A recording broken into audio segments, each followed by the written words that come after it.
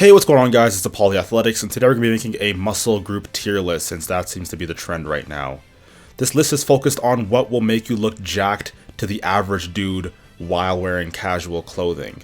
This isn't necessarily concerned with muscle groups that will make you look good in a bodybuilding competition. It's mainly focused on muscle groups that will make you look jacked, like make you look like a jacked cashier or something like that.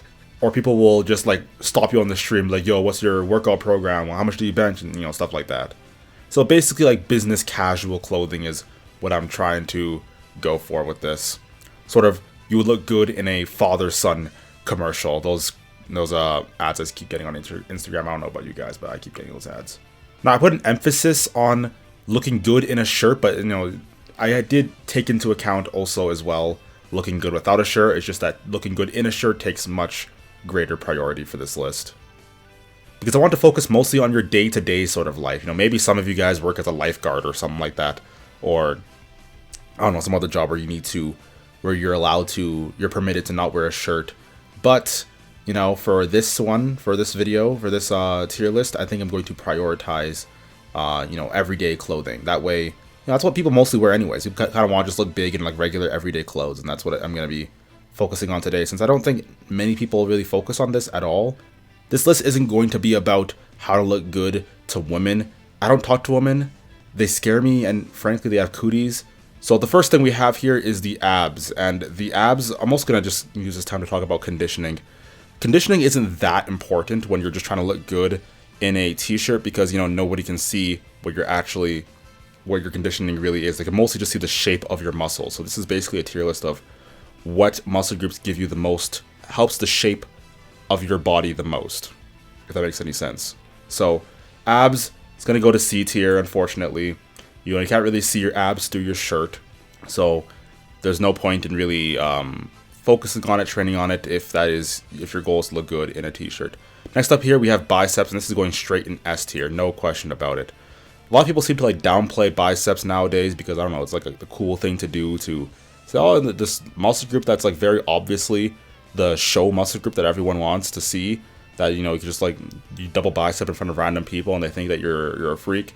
Yeah, that one's actually not that important. No, it is very important. What are you guys talking about?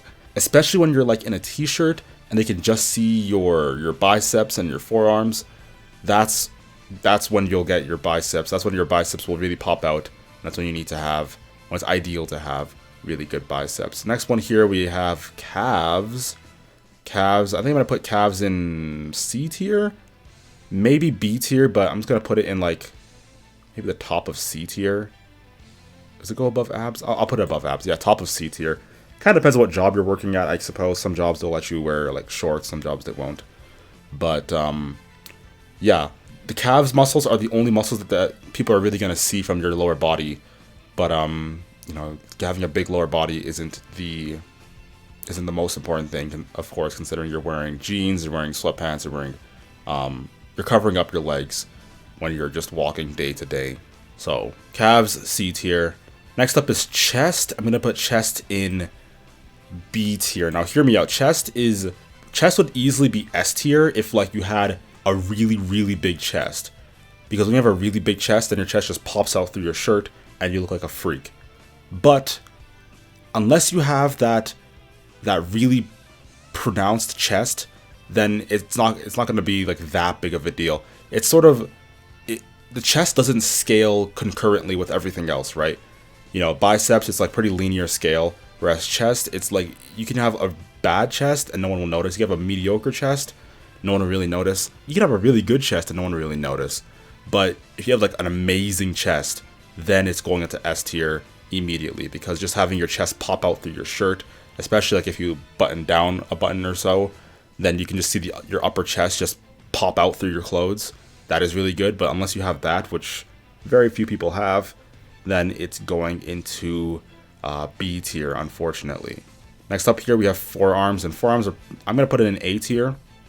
The forearms are also one of the only muscle groups that are fully exposed through your shirt, but generally speaking, the forearms aren't that important for your physique anyways. It's just kind of it's nice to have it. Like, it rounds out your arm. It looks weird if you have really small forearms and like really big biceps, but it mostly just rounds out your arm as far as I'm concerned.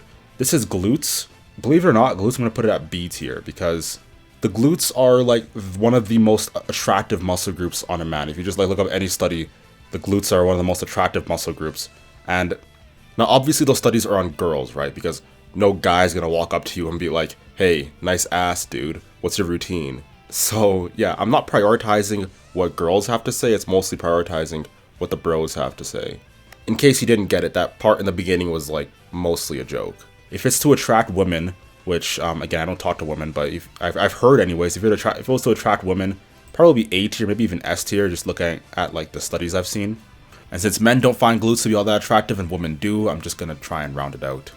To sort of round out your body, I think you need to have a decent set of glutes, so I'm gonna put that in B tier. Next up here we have hamstrings.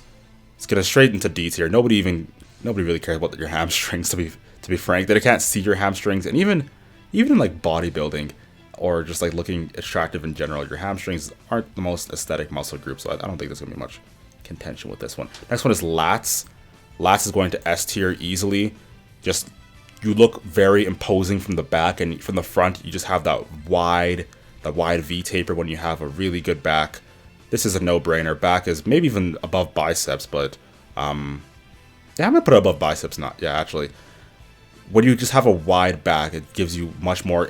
It just helps to develop the shape of your body so much, and makes you look much more intimidating, much more macho.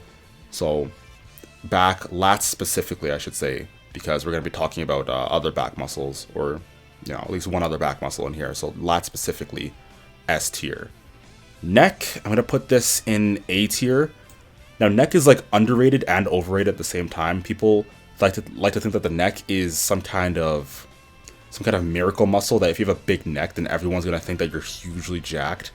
But from my experience, it's like, the neck helps, of course. Like, here's a picture of me graduating high school in 2018 before I started lifting. And then here's me in 2021, I believe, after like 2 or 3 years of training.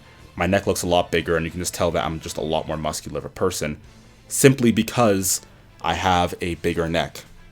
So it's important. It helps, right? But it's not gonna like completely revolutionize your physique or anything. It's sort of like the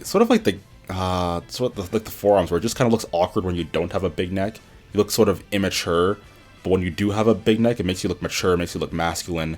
And yeah, obviously just don't overdo it. And I think that you don't really need to do, at least, I don't know, maybe this is just for me, but you don't really need to do like specific neck training. I've never done a neck training exercise in my life, but my neck is like an inch above average, and you can see the picture there, it's relatively thick. So yeah, it makes you look masculine, makes you look hulkish, and makes people think that you are much more muscular just from the outside, especially since your neck is fully exposed, and it's like it's coated around your collar, the collar of your t-shirt, or the collar of your dress shirt.